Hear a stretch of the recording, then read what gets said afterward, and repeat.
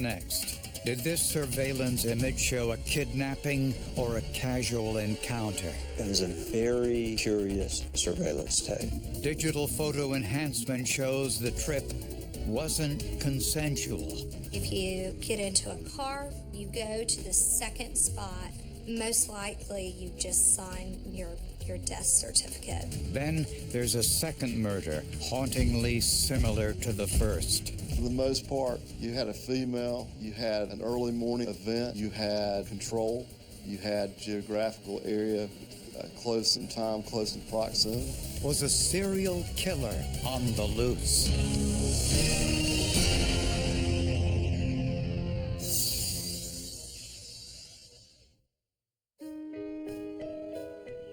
Every morning, 55-year-old librarian Damaris Wynn walked for miles in Duncan Park, a 100-acre wooded area next to her house in Spartanburg, South Carolina.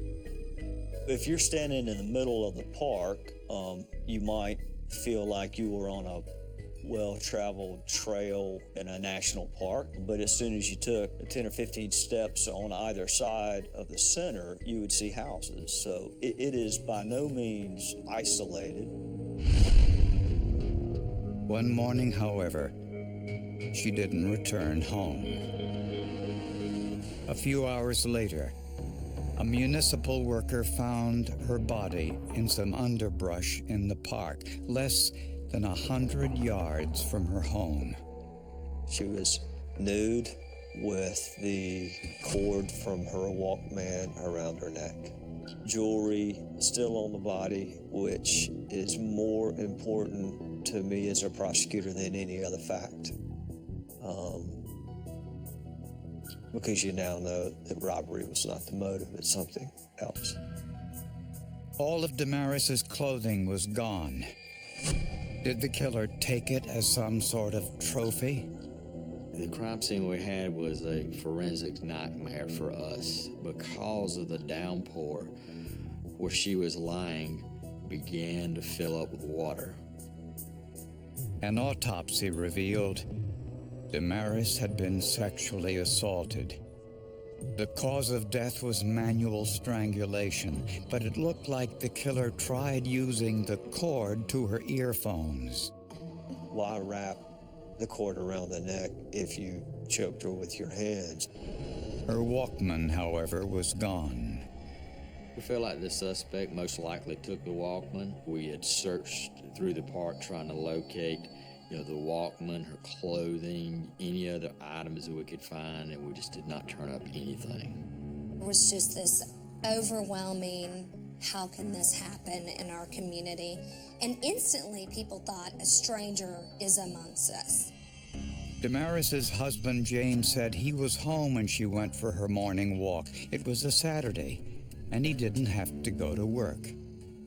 When she didn't return, he claimed he drove around the neighborhood looking for her. He thought he was going to find his wife around the corner, holding her ankle or her leg. But he even said, as the time went on, something in his gut let him say, this just is not right. But police found something suspicious in the couple's home. It was Damaris's Walkman. We have the purple Walkman still in her residence. We have her outside across the street wearing a purple headphones. That was very interesting from the beginning. When confronted with this evidence, James Wynn offered an explanation, one investigators found hard to believe. He claimed Damaris had 2 Walkmans, and he offered to take a polygraph test to prove his innocence. He failed. And then James did something even more suspicious. He had his wife's body cremated against her family's wishes. If the husband didn't do it, then why'd he have her body cremated? It could never be looked at, exhumed again and looked at, and those are the obvious reasons. Police were convinced James Wynn was responsible for this murder until they compared his DNA to the evidence collected from his wife's rape kit. We received a sample with the initial submission. It did not match the evidence from the rape kit. And once they took him off the block, people then started going back to well, could it have been somebody else, or did he get away with murder? The perpetrator's DNA profile was also entered into CODIS, the national DNA database. There were no hits. It simply means that the perpetrator had not committed a crime that qualified him to be a part of our database. It looked as if police had a random murder on their hands, the hardest type to solve.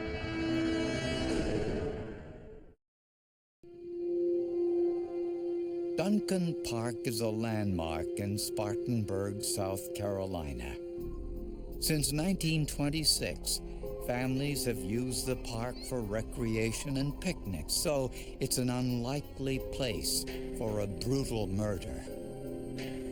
Investigators learned that on the day Damaris Wynn was murdered, 4 municipal workers were cutting trees in the park. All of them were asked to provide a DNA sample, as was any male who lived near the park or worked with Damaris. We swabbed around 25 individuals. We tried to pinpoint people that we really thought may be involved, and everyone we went to, volunteered their swabs. Again, there were no matches. 5 months later, there was a similar murder in the Reedville community of Spartanburg County, 15 miles away. It was the same, essentially. There were some differences, but for the most part, you had a female, you had an early morning event. 32-year-old Rhonda Ward drove into the parking lot of the convenience store where she worked. It was early in the morning, and it was Rhonda's job to open the store. Rhonda was the type of lady that if she was supposed to be there at 7, she came in at 6:30. Security cameras in the parking lot showed a man walking up to her and having a conversation. You can see a subject walking up the sidewalk, then he cut across, coming to the parking lot, approached her, and she was standing at the door. It looked like the two knew one another. They got into Rhonda's car and drove away. This was totally unlike Rhonda. It was a break in her pattern. And that's what also made me very suspicious. 36 hours later, Rhonda's nude body was found in an apple orchard about 15 miles from the convenience store. She'd been stabbed to death and sexually assaulted. But again, because of the time of the year, it was cold, decomp hadn't started, and we had a lot to work with. Blood underneath the body indicated Rhonda had been murdered where she was found. And just like Damaris Wynn's murder, the killer had taken Rhonda's clothes. When news of Rhonda's murder became public, a potential witness contacted police.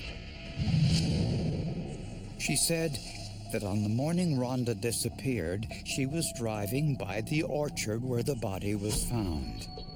She saw a white car parked on the shoulder of the road with 2 individuals walking toward the orchard. She said one looked like the victim. The other was a light-skinned black man. At the time, the witness didn't think anything of it. I'm certain he had been there before, knew about the area. May have already planned it out in his mind. Police assumed the killer had also stolen Rhonda's car. Fortunately, after speaking with the Nissan car company, investigators discovered the company had something they could do. The ability to start the car could be disabled if payment were not made. And because of her death, she missed a payment and the car was disabled. How they were able to do that with a satellite, I don't know, but I do know that they disabled the car. Apparently, the gambit worked. Police found Rhonda's abandoned car 3 miles from the crime scene. Someone, presumably the killer, had set it on fire, most likely to destroy potential forensic evidence. You just don't burn cars because they won't start, unless you got something you'll hide. But the radio was missing. So police put word out to their informants to be on the lookout for an individual trying to sell a Nissan car stereo. Store employees who watched the security camera videotape said the man looked like Chester Donovan, a man Rhonda had been dating. It was someone that Rhonda had more than just a friendship with. 32-year-old Chester Donovan was a teacher's aide at the school Rhonda's children attended. A background check revealed a previous arrest for domestic violence. Donovan denied any involvement and consented to a polygraph test, which he failed. You've got him identified, you've got him filling a polygraph, and he had a connection to Miss Ward with a violent past. So, I mean, obviously, that was where the investigation was focusing.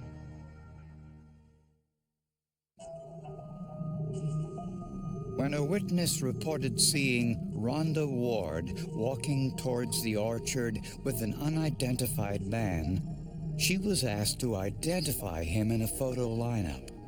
Out of 6 people in that lineup, the witness we had actually picked Chester out. Chester Donovan was dating Rhonda Ward at the time, but Donovan had an alibi. He was at work at the time Rhonda Ward was abducted. He had an alibi better than the one I had that morning. Nobody could tell you where I was at 7 o'clock that morning, except my wife. He had about 5 people that could tell you where he was. In addition to his alibi, investigators performed a DNA test, and Donovan's DNA did not match the biological evidence from the rape test kit. But the DNA test did provide an important clue. The DNA of Rhonda's killer matched the DNA profile of Damaris Wynn's killer. I don't know that any of us actually expected it. There were a few that actually expected it, but there were some that were like, well, you know, it'd be a luck hit if we get it. Investigators knew that the man with Rhonda Ward on the surveillance image was her killer. 2 surveillance cameras captured the incident, but both produced dark and blurry images. So Spartanburg investigators contacted the Secret Service, which has a lab with state-of-the-art equipment for video enhancement.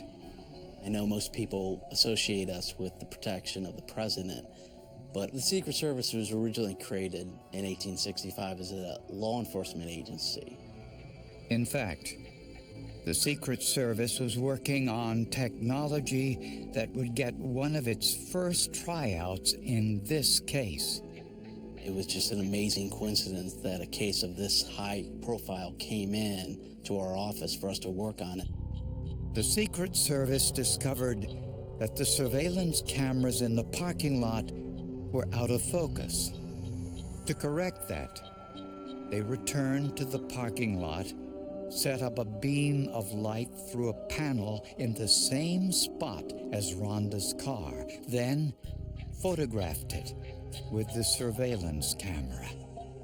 The single point source represents a single point of data on the image file. So in a focused camera, this point source would be a round circle. A out-of-focus camera would actually be a distorted image of that circle. And it's that image file then is used and imported into the software to attempt to refocus the image. This camera was pretty out of focus. It was pretty bad in terms of quality. Being able to clean up, clarify some of the things in the video helped identify some of the actions that took place to put together the story of what happened. The improved images revealed that something different happened between Rhonda and her assailant, something that investigators hadn't seen before. She gets in the driver's side, and he has to walk around the front of the car. When he gets in, there is a slight movement of the hand. The man reached across from the passenger seat and put the keys in the ignition. The man must have grabbed Rhonda's car keys out of camera range as soon as she got out of the car. One thing that stood out to me as a woman is never let them take you to the second spot. If you get into a car, you go to the second spot, most likely you've just signed your death certificate. Despite the enhanced video, the images still weren't clear enough to identify the suspect. In this case, it was just too far away from the crime, from what happened to be able to make out faces. Technology provided some answers, but investigators weren't any closer to finding the killer.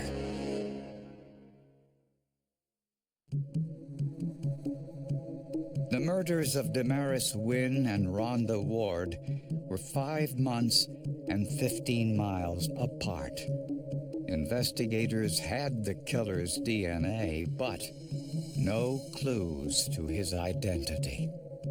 His DNA was not in any of the state or national DNA databases. In our state, if you were convicted of a violent offense, then you were part of our database. You were required to provide a DNA sample to SLED, be included in our database.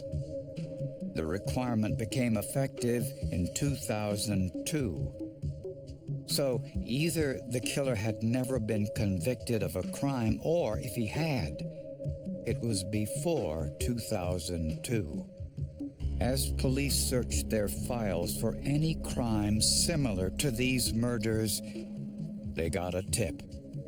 They learned that a local man tried to buy cocaine by trading a radio from a Nissan automobile. This was significant, since the radio was missing from Rhonda's car when it was found. He went by the name Snow, so perhaps he didn't think anybody would know who he was. But police informants identified the man as Frederick Evans. Evans lived within walking distance of Rhonda's workplace, where this surveillance video was shot. And he was no stranger to law enforcement. This was a bad man to the core, and I've seen some of the lowest of the low. And the thing about Frederick Evans, you look at him, it doesn't scare you. 35-year-old Evans, a short-order cook, divorced with a 13-year-old daughter, served time in prison for rape and robbery prior to 2000. This was only the latest in a series of crimes that began in his teens. Frederick Evans had one assault and battery with intent to kill, where he sliced a man's throat with a box cutter. One larceny and simple assault, where he stole a woman's purse and punched her in the face. Evans denied any involvement in either murder. Police decided to call his bluff. They told him they'd shown the surveillance tape to his mother. He said, "You showed it to my mom?" I said, "Absolutely." And he said, "What did she say?" And I said, "Mr. Evans, you know what she said. She identified you in the video." Evans fell for this ruse and changed his story. His story was that they knew each other. It was consensual sex. got rough. They got in a fight, and she tried to stab him, and he turned around and stabbed her. That's not even a good Lifetime television movie. I mean, that's just ridiculous. Investigators obtained Evans' DNA, and the test results left no doubt his DNA matched the biological evidence from Rhonda Ward's rape test kit. His DNA also matched the evidence in Damaris Wynn's case. Frederick Evans' friends told police that Evans was sleeping on a bench in Duncan Park on the morning of Damaris's murder. Prosecutors believe Evans abducted her, dragged her to the woods, sexually assaulted her, then strangled her to death, first with her headphones and then manually. For reasons that aren't entirely clear, it appears Evans took Damaris's clothing and her Walkman, possibly as a trophy, but didn't take her jewelry.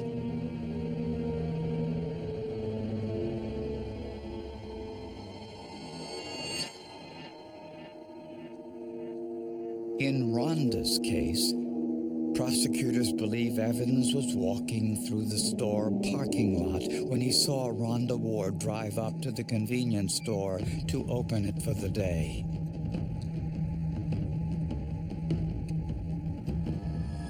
According to the surveillance video, he grabbed her keys, probably threatened her with violence, and told her to get in the car.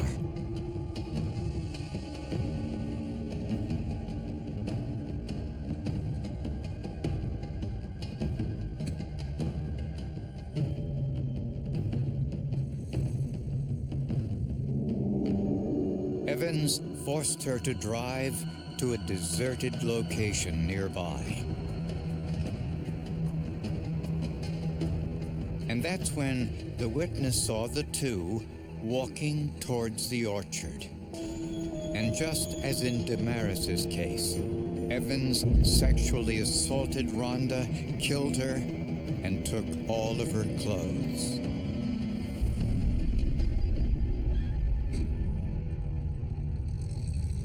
Later, Evans was unable to start the car because the manufacturer had disabled the starter. So Evans set the car on fire, but not before taking one last item, the car radio, which led to his capture. Well, ma'am, it's not as it seems. It's not as it looks. You know, so what is it then? Tell me what it is. It's two sides to every story. Tell me your side of the story. I don't have enough time to sit here and explain to you. How and why did you murder Rhonda Ward and Damaris? I'm not going to answer that. 1 year after the crimes, Frederick Evans went on trial for multiple charges, including murder and kidnapping. You're entitled to know the impact that Rhonda Ward's death has had on her family and friends, and you are entitled to know the character of Frederick Antonio Evans, and you got it! 20 years. Taking what he wants, when he wants it. Evans did not testify in his own defense. I used to have this old quote, you know what you call defendants who don't testify at trial, and the answer is inmates. The experience is one that I would not wish upon anyone. It is very time-consuming. It is very emotional. It is very heartbreaking. Evans was convicted on all counts and was sentenced to death. You had looked at Frederick Evans. He had a pattern. It was just a pattern that took a while for them to connect. The only way in this day and age to get a death sentence is to have very strong forensics, and frankly, the only way to get a conviction at the guilt phase is to have strong forensics. Much more than eyewitness testimony or any of the other old standbys. It's all about science, and if you don't have science, you're not going to win.